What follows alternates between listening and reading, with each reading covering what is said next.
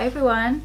So today I am going to talk you through my birth story with this little one.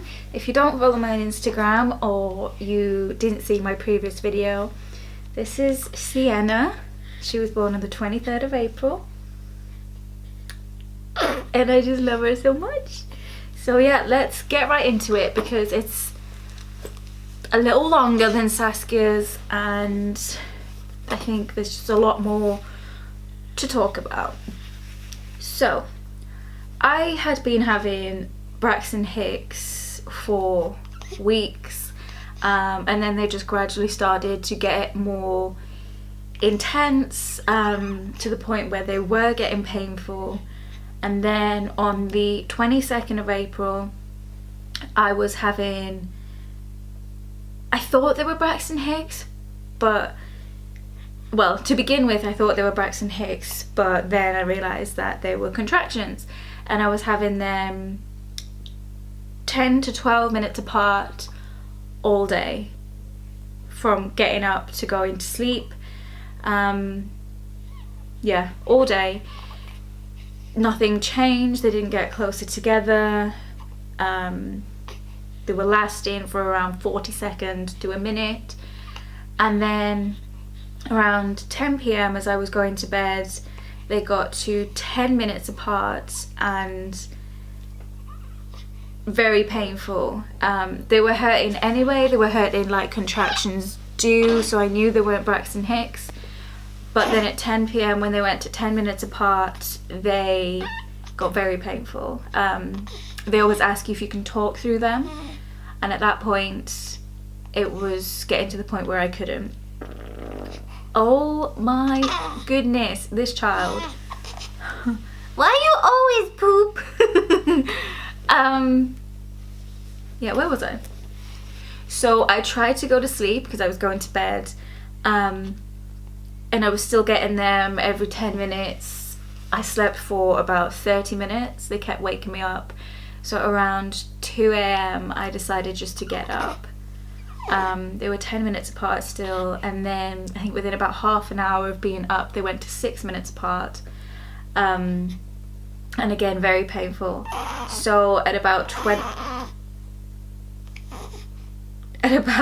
past 3 I woke Daniel up, told him what was happening, and I decided to ring my dad because he is an hour 40 away and he was the one that was coming to look after Saskia.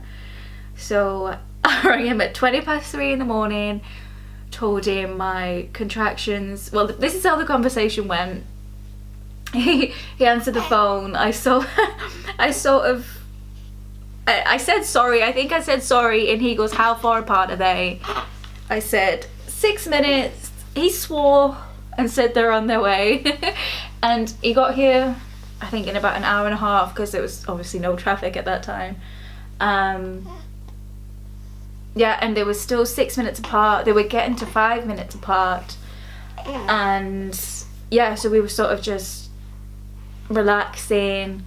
They came, I was making drinks and just things like that, and then I don't know what it was. I don't know whether I'd been thrown off by new people coming into my environment or something, but the contractions slowed down. I was still getting them, but they slowed down to about 7 minutes. Some of them were 10 minutes, so that was kind of frustrating. And again, this whole experience was totally different to Saskia's. If you haven't seen Saskia's birth story, I'll link that because everything just was plain sailing and perfect, and yeah. So where was I? Yeah, they slowed down. We just sort of kept timing them, and I was bouncing on my ball, which normally makes them more intense, but it didn't seem to, so I was kind of worried that it was all just gonna stop, especially after waking my dad up. But yeah, I decided as Daniel we should go for a walk, so we did. We kept walking around. We've got like a big field next to where we live, so we walked around there. And yeah, I think I looked on my app, and I think we walked around 4 miles that day, which is insane because I was still getting contractions. They were still painful, and yeah, they didn't get any closer together. They still were just sort of 7 minutes apart. I was still getting them, which was good, so I wasn't totally disheartened. But actually the funny thing is, I was due to see my midwife on the 23rd anyway, so I rang her and told her what was happening, and said I asked if I should still go and see her, and she said to ring the hospital and ask them what they want me to do. But I actually couldn't get through to the hospital, so I rang her back and asked if I could come and see her anyway, just so she could check to see if I'm dilating and see if I actually am in labour, which obviously I was. So I went down to see her at 20 to 11, and she checked me and I was 4 centimetres, and she also did a stretch and sweep to try and get things going again. But she did say, because it's my second baby, because I'm already 4 centimetres, because the baby's head is very low and is like on the cervix, I'm completely thinned out. She said as soon as the contractions become regular again, ring the hospital and tell them basically what she said, that I need to go in, because Saskia's labour last time I went from 3 centimetres to pushing within 3 hours. So I had to be at the hospital.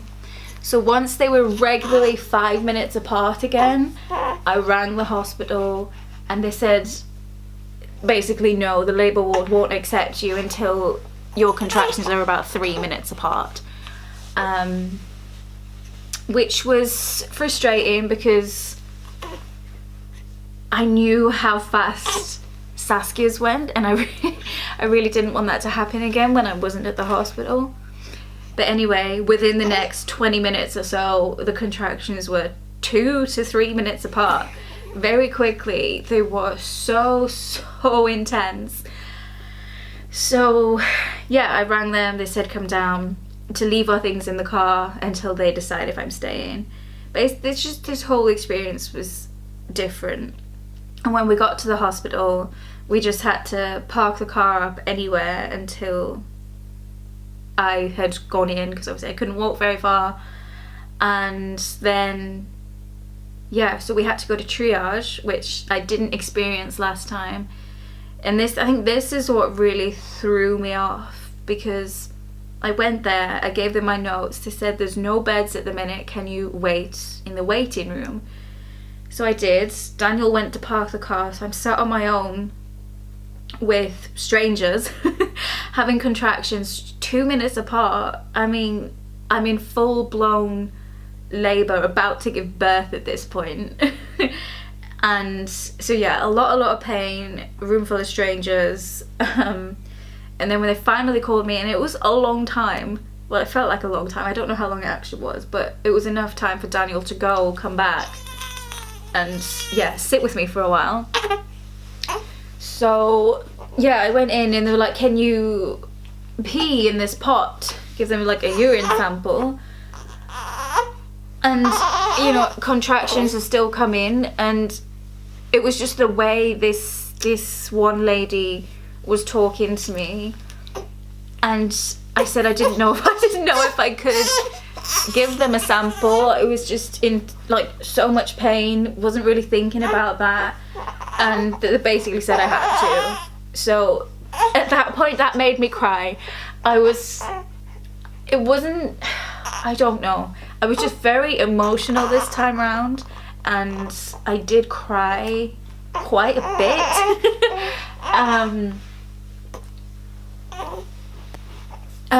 But it wasn't because of the pain, it was kind of just emotion. Oh my god, someone's hungry. Alright, she's gonna eat. This is what happened in Saskia's birth story as well. I cried quite a bit, and it wasn't because of the pain, it was just, I was I kept thinking of Saskia, and I don't know, it was weird. Yeah, and then so yeah, she completely threw me off. It was just, I told myself not to compare it to last time, but I think subconsciously I was, because with Saskia we just went straight into the birthing centre, got told to get comfy, and before the check made even know if I was staying or not. So it was just so much nicer, and yeah, they just completely threw me off. And then there was 2 of them that had to check me, and one of them was so painful. It was, yeah, it's just this woman I just really did not seem to like. Yeah, they checked me and I was 6 centimeters, so I had progressed, which I knew I would have because the contractions were insane. They, yeah, knew I wanted a water birth, which I'm actually really pleased about, because by the time they checked me and got everything sorted, the pool was already full on the labour ward. So I was very happy about that. So I was able to just get right in. What is that noise? What was I saying? Yeah, I was able to just get right in the pool. I asked Daniel to go and get our bag because I had drinks in there and I'm so thirsty. Yeah, and it felt like he was gone just forever, because I started feeling like I needed to push, and that really worried me. Basically my waters hadn't broken at this point, so the pressure I was feeling was the waters bulging.